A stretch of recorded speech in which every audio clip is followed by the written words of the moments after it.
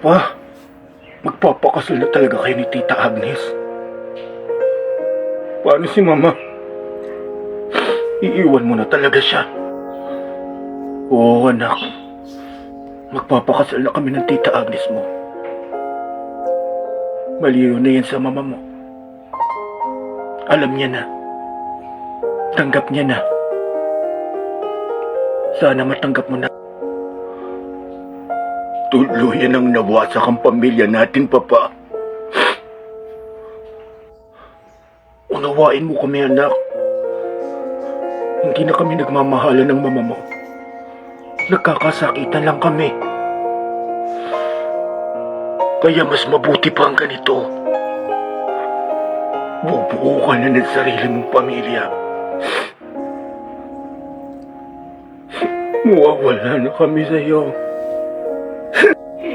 At anak, wala namang magbabago sa pagmamahal ko sa inyong magkakapatid.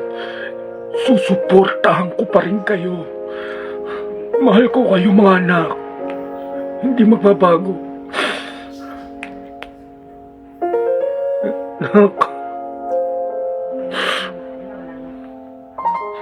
nasasabi mo lang yung Papa ngayon.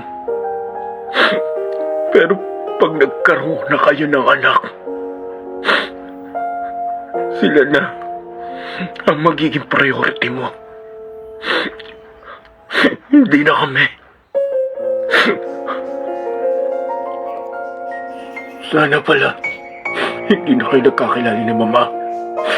Sana, hindi na kayo naging mag-asawa. Hindi mo man maintindihan ngayon, anak. Balang araw maunawaan mo kung bakit kami nagkaganito ng Mama mo. Patawarin mo ako, anak. Mas lalong masasaktan kayo pag nakikita nyo kami laging nag-aaway. Ay mas mabuti pang ganito. Hindi na kami nagmamahalan. Mabuti pa sa amin ang maghiwalay. Sana, hindi na lang ako pinanganak nang hindi ko nararanasan ng sakit nito. Habang buhay, hindi mawawala sa isip ko na diniborsyo mo ang nanay ko para makasama ang ibang babae.